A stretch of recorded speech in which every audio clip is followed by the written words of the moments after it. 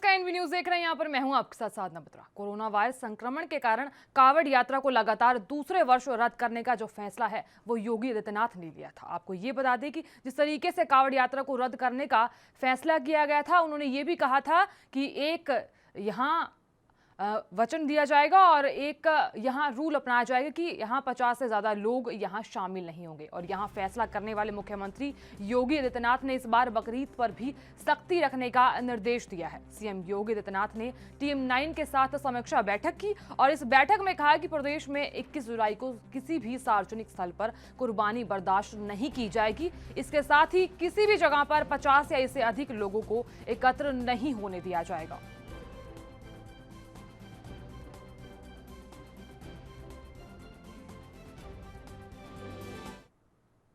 गली गली पानी, सड़क सड़क पानी, खेत खलियानों में पानी, गांव का जोड़ ओवरफ्लो होने के बाद अब घरों में घुसा बरसाती पानी। यानी आपको बता देते हैं कि पूरा मामला है कहां का। हरियाणा के रेवाड़ी के कालका गांव का ये पूरा मामला है, जहां मानसून की पहली ही बरसात के बाद शहर जलमग्न हो गया। गांव का जो जोड़ है वो ओवरफ्लो होने के बाद अब पानी घरों में घुसने लगा है। कई घरों में दरारें भी आने लगी हैं। आपको तस्वीरें भी हाल ही में दिखा दिया जाएगा। आपको ये बता दें कि घर में रखा जो सामान है और अनाज है वो भी खराब होने लगा है। और गांव कालका के ग्रामीणों द्वारा बरसाती पानी को निकालने के लिए ट्रैक्टर की मदद ली जा रही है, लेकिन उन्होंने प्रशासन की अभी तक कोई मदद नहीं मिली है। ग्रामीण प्रशासन की मदद मिलने की आस लगा रहे हैं। देर रात से अब तक लगातार बरसात हो रही है, जिसकी वजह से पूरा का पूरा गाँव जलमग्न हो गया है।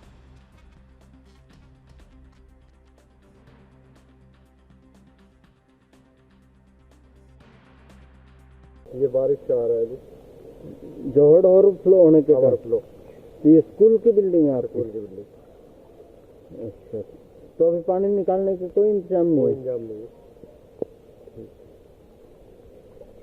आपका क्या नाम है जी? ब्रजमोहन। ब्रजमोहन जी, पानी की कोई समस्या? ये पानी की समस्या गाँव का जो बारिश का पानी है वो सारा जोहड़ में आ रहा है और जोहड़ ओवरफ्लो होने के कारण से सारा जो सरकारी स्कूल है इसकी पूरी बिल्डिंग की चारों तरफ पानी फैल गया है और बाकी गांव के कई घरों में भी पानी भरा है और गांव के चारों तरफ पानी ही पानी है प्रशासन की ओर से।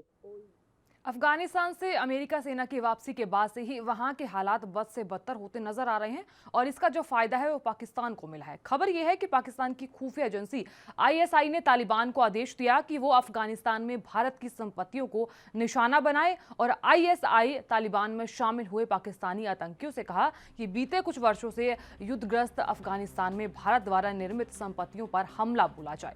बता दें, भारत सरकार ने पिछले 2 दशकों से अफगानिस्तान के पुनर्निर्माण में 3 बिलियन अमेरिकी डॉलर से अधिक का निवेश किया है। दिलाराम और जरांज और सलमा बांध के बीच 218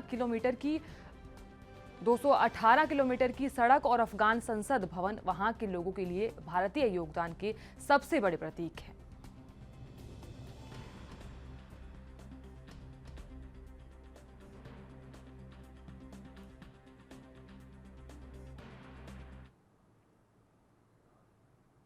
और वहीं चीन सरकार देश में आर्थिक असमानता की खाई को कम करने के लिए अरबपतियों को जबरन परोपकारी बना रही है और यहाँ जो अरबकारी है उसकी संख्या में तेजी से इजाफा होने के साथ ही उन पर दबाव डालकर जबरन दान करवाया जा रहा है। यहाँ आपको ये बता दें कि चीन सरकार ने कुछ महीने पहले ये सिलसिला शुरू किया था और इसी के तहत खाद्य वितरण की दिग्गज कंपनी मिटुआन के अध्यक्ष वोंग चिंग वैज्ञानिक अनुसंधान और शिक्षा को बढ़ावा देने के लिए शेयरों में लगभग 201 अरब रुपए का दान दिया और ई कॉमर्स के दिग्गज कालिन हुआंग ने एक शैक्षिक कोष में 138 अरब रुपए का दान दिया। वहीं टिकटॉक के संस्थापक झोंग यिमिंग ने अपने गृह नगर लोंगयान को शिक्षा के लिए लगभग 5.74 अरब रुपए दिया। इसके अलावा दान में मोटी रकम देने की लिस्ट में कई अमीरों का नाम भी शामिल है। इस बाबत विश्लेषकों का ये मानना है कि चीनी कम्युनिस्ट पार्टी और राजनेता आर्थिक असमानता की खतरे की जो घंटी है वो इस रूप में देखी जा रही है और इसी वजह से सरकार इस तरह के कदम उठा रही है।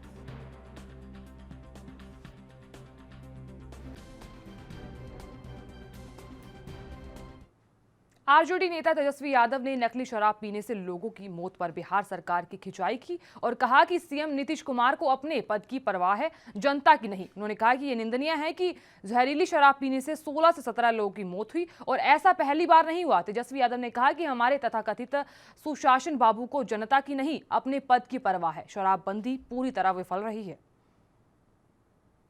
16 से 17 लोगों की मृत्यु हुई है, जो कि निंदनीय है। जो लोग कहते हैं, सुशासन का दावा देते हैं कि शराबबंदी जो है सफल है, साफ साफ जीता जागता उदाहरण है। बार बार ये कोई पहली घटना नहीं है शराबबंदी के बाद की जहरीली शराब से जो है लोगों की मौतें हुई हैं। बार बार जो है सुशासन का पोल खुल रहा है, लेकिन सुशासन बाबू जो है, सो कॉल्ड सुशासन बाबू, वो अपनी कुर्सी की चिंता कर रहे हैं, ना कि जनता की चिंता कर रहे हैं। पूरी तरीके से शराबबंदी जो है फेल हो चुकी है। जनता दरबार इनका थोड़ी ना लगा है, इनका तो खाली दिखावटी और नौटंकी जो कह सकते हैं कि लोगों में चला हुआ है। आम जनता, जो लोग फरियादी जो लोग हैं, वो बेचारे गरीब गांव देहात के लोग क्या रजिस्ट्रेशन करना जानते हो। और जितना ये खर्चा हो रहा है, मान लीजिए 5 लोग को लाया जा रहा है तो 11-12 अधिकारी आ रहे हैं, उनके रुकने का खर्चा, हर एक चीज तरीके से। तो जो आम लोग हैं, आम लोगों के लिए तो मुख्यमंत्री का दरवाजा खुला रहना चाहिए। हाँ, भले रजिस्ट्रेशन कहाँ से लोग करा पाएगा, कहाँ से सब करा पाएगा भाई, जो फरियादी लोग। और कथित जासूसी कांड को लेकर विपक्षी कांग्रेस पार्टी केंद्र सरकार पर हमलावर है। उन्होंने पूरे मामले को लेकर जहां देश के गृह मंत्री अमित शाह का इस्तीफा मांगा, तो वहीं दूसरी तरफ आपको बता दें कि प्रधानमंत्री मोदी की भूमिका की भी जांच की मांग की है। इधर बचाव में आए पूर्व केंद्रीय मंत्री और बीजेपी के सीनियर नेता रविशंकर प्रसाद ने भी जासूसी की मीडिया रिपोर्ट पर कांग्रेस के आरोपों को स्तरहीन करार दिया है। रविशंकर प्रसाद ने सवाल किया कि आखिर यहाँ मॉनसून सत्र से पहले पेगासस की ये कहानी कैसे सामने आई।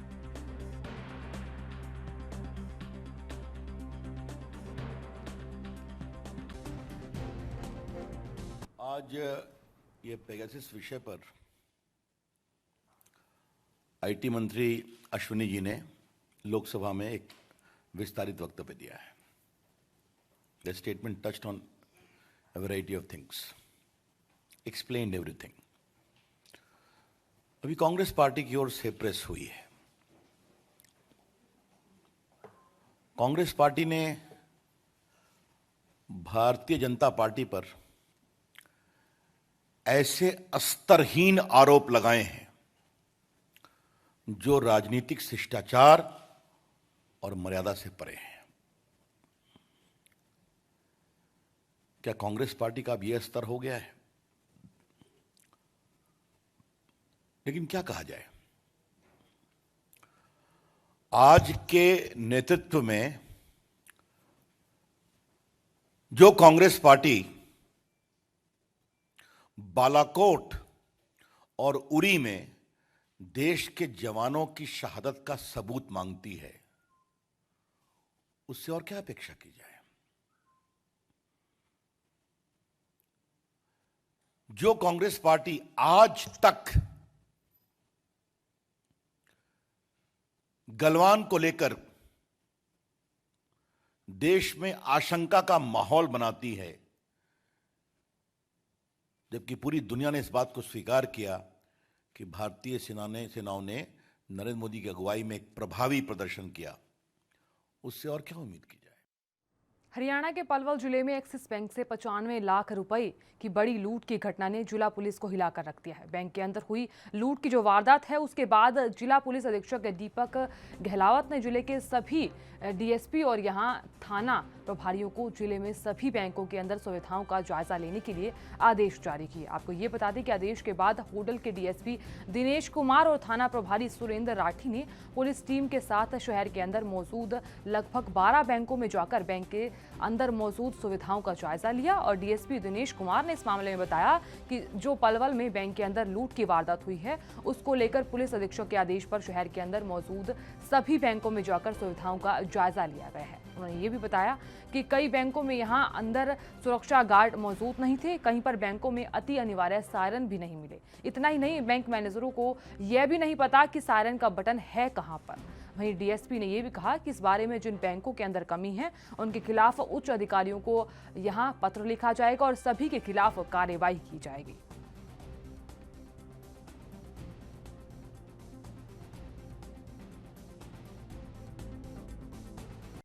के संज्ञान में भी है कि पलवल में अपनी घटना घटी। उससे पहले ही हमने इस संबंध में एक बैंक मैनेजर को पहले आदेश दिए हुए थे कि बैंक में जो कमियाँ आपके सीसी कैमरे उनको ठीक कराइए, खराब है तो सायरन है तो उनको प्रॉपर ढंग से चालू कराइए और कैमरे की डायरेक्शन ढंग से हो। तो उसी का एक औचक निरीक्षण मेरे द्वारा मतलब यूनिफॉर्म में ना के सिविल में जाके किया था कि आम ग्राहक की तरह। उसके बाद मैंने एसओ बुलाया था और चेकिंग की तो बहुत से बैंकों में कमियाँ पाई गई हैं। उनके सायरन काम नहीं कर रहे हैं, सिक्योरिटी गार्ड उनके नहीं है। अगर कोई है तो सिक्योरिटी गार्ड को ये नहीं मालूम कि उसको अगर कोई इमरजेंसी सायरन बजा तो क्या करना है।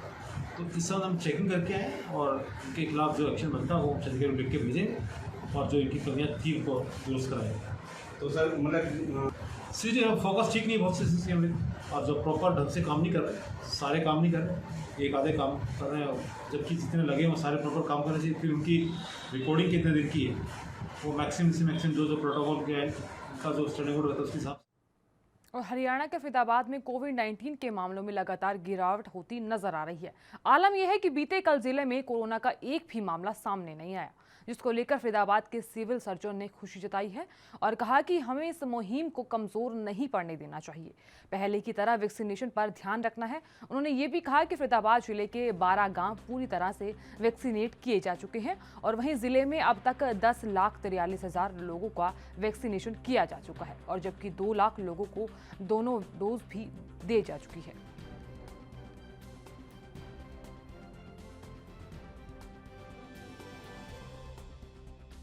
कोरोना की जो सेकेंड वेव थी वो उतार पे है, जैसा कि आप देख रहे हैं भारत के अंदर, परंतु कुछ राज्य अभी भी ऐसे हैं जो केसेज उनमें ज़्यादा आ रहे हैं। तो कोरोना को हम समाप्त ना माने और कोरोना के जो एप्रोप्रिएट बिहेवियर जो कोविड के लिए है उसका पालन करें। सबसे पहले तो मैं जनता को यही कहना चाहूँगा, मास्क लगाएं, हाथों को सैनिटाइज करें, बार बार हाथ धोएं, भीड़ भड़ाके वाले इलाके में ना जाएं, भीड़ पैदा ना करें और अननेसेसरी घर से ना निकलें।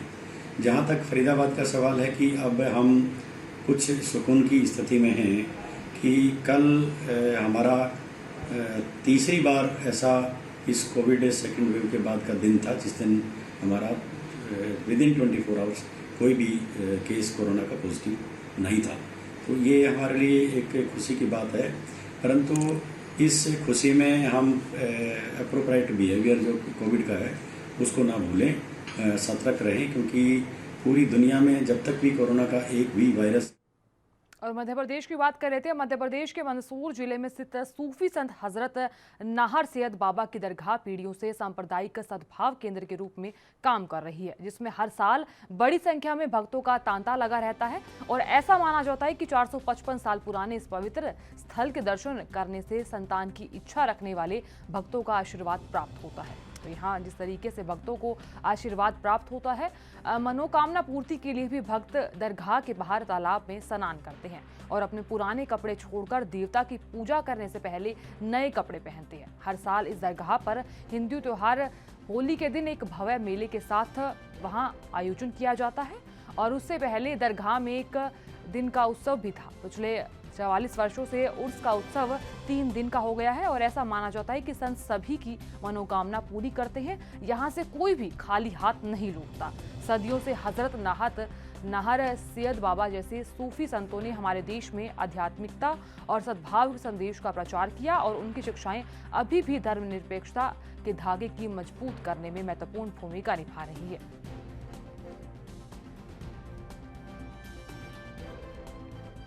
हिंदू मुस्लिम एकता के प्रतीक है। यहाँ पर विगत कई सालों से हिंदू मुस्लिम एकता का मेला गिरता है। ये मेला, ये उर्स होली के दिन मनाया जाता है। होली किसी भी वक्त आओ, चाहे रमज़ान में आओ, मुहर्रम में आओ, कभी भी आओ, लेकिन होली के दिन ही ये उर्स, ये मेला गिरता है और उस पर जायरीन पूरे भारत में हिंदू के साथ साथ मुसलमानों के साथ जितनी भी हिंदू आते हैं वो लगभग बराबर ही होते हैं। और ख़ास तौर से गुरुवार के दिन, शुक्रवार और रविवार को तो यहाँ एक तरह से मेला लगा रहता है। सरकार नाहर सिंह रहमतुल्लाह अलैह हिंदू मुस्लिम एकता की जिनती। यूपी की बात कर लेते हैं। यूपी के जनपद औरैया के एरवा कटरा थाना क्षेत्र का ये मामला सामने है। दरअसल यहां 18 जुलाई 2021 को रोते बिलखते दुष्कर्म पीड़िता के परिजनों ने पुलिस अधीक्षक कार्यालय पहुंचकर मदद की गुहार लगाई है। साथ ही न्याय न मिलने पर परिजनों ने आत्महत्या की बात कही है। दरअसल यहां एरवा कटरा क्षेत्र के गांव की 12 वर्षीय नाबालिग को यहां गांव के ही कुछ लोग अगवा कर ले जाते हैं और उसके साथ ही घिनौनी वारदात को अंजाम दिया जाता है और अंजाम देने के बाद पीड़िता को सड़क पर फेंक कर फरार हो जाते हैं। और जहां पीड़िता ने मीडिया से बात की तो उन्होंने रो रो कर अपनी आपबीती सुनाई। बताया ये जा रहा है इस मामले में कि एरवा कटरा पुलिस को इस मामले में शिकायत की गई तो मामले में पुलिसकर्मी लीपापोती करते हुए नजर आए। परिजनों का ये आरोप है कि उनके घर के लोगों को थाने में बंधक बनाकर पुलिस समझौता करने का दबाव बना रही है।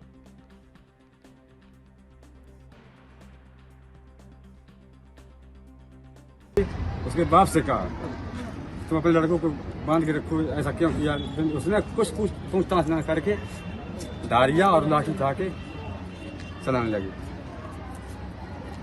किन किन लोगों के साथ मारपीट हुई और पुलिस ने अब तक क्या कार्रवाई की? अरविंद कुमार, अमर सिंह, कमलेश कुमार, मनोज कुमार, हरवीर सिंह और कंचन देवी। ये कौन लोग हैं? जी सर, ये मेरे भतीजे अरविंद कुमार, भैया हैं चचौते। जो विरोधी हैं उन लोगों के खिलाफ क्या अभी तक कोई पुलिस ने कार्रवाई की? सर कार्रवाई तो इन लोगों जो 2 लोग रह गए थे, मुझे तो पुलिस ने उठाया, अस्पताल में भर्ती किया, वहाँ से निकाला सीधा सड़क डाल दिया। वहीं ये सर ये टाँके पट्टी जो कुछ यहाँ थोड़ा बहुत ट्रीटमेंट किया और रात तक मुझे निकाल दिया सर। पुलिस की कार्रवाई से संतुष्ट हो आप? अभी तो नहीं संतुष्ट है सर, मुझे कोई न्याय ही नहीं मिल रहा है। क्या दिन से भटक रहे हो आप? परसों शाम से भटक रहे हैं 8 बजे से। कितनी उम्र है आपकी भतीजी की? भतीजे की लगभग 11-12 साल उम्र है। अगर यहाँ से भी आपको कार्रवाई या आश्वासन नहीं मिला तो आगे आप लोग क्या कार्रवाई करेंगे? कुछ नहीं कहे, प्राण दिए, क्या करना है। और कोरोना की दूसरी लहर के बाद फतेहाबाद के महाविद्यालयों में परीक्षाएं शुरू हुई हैं। आपको ये बता दें कि फतेहाबाद के मनोहर मेमोरियल कॉलेज में परीक्षाएं देने के लिए विद्यार्थी पहुंचे और यहां चौधरी देवीलाल विश्वविद्यालय के अधीन आने वाले एमएम कॉलेज में ग्रेजुएट और पोस्ट ग्रेजुएट के विद्यार्थियों की परीक्षाएं शुरू हुई।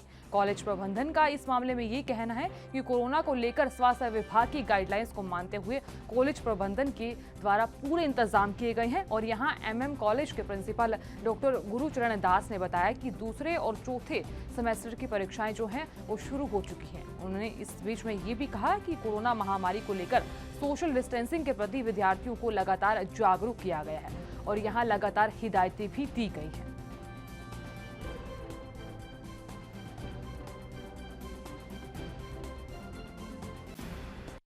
कोरोना की दूसरी महामारी की लहर के बाद महाविद्यालय में आज से चौधरी देवीलाल विश्वविद्यालय सिरसा द्वारा आयोजित परीक्षाएं सेकंड सेमेस्टर और फोर्थ सेमेस्टर यानी कि सेकंड ईयर और फाइनल ईयर के विद्यार्थियों के लिए आज शुरू हो चुकी हैं।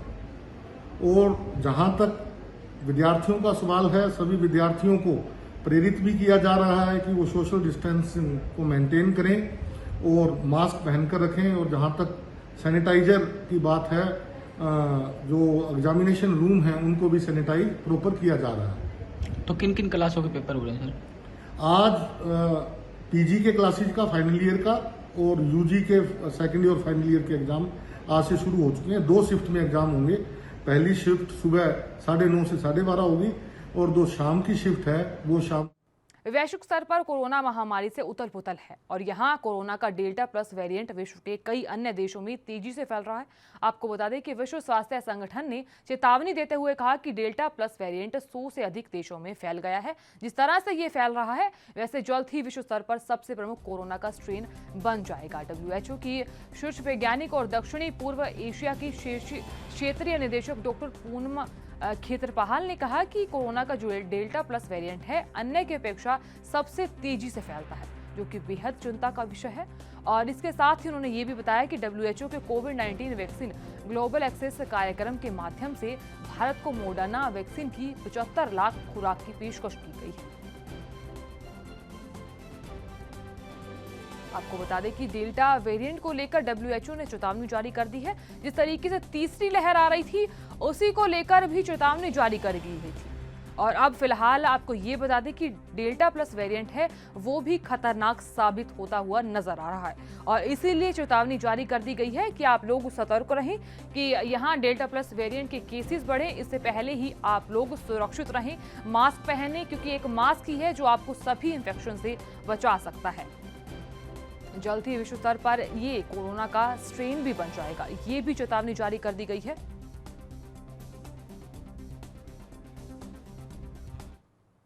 और फिलहाल के लिए इतना ही। आप देखते रहिए ANV न्यूज़। नमस्कार।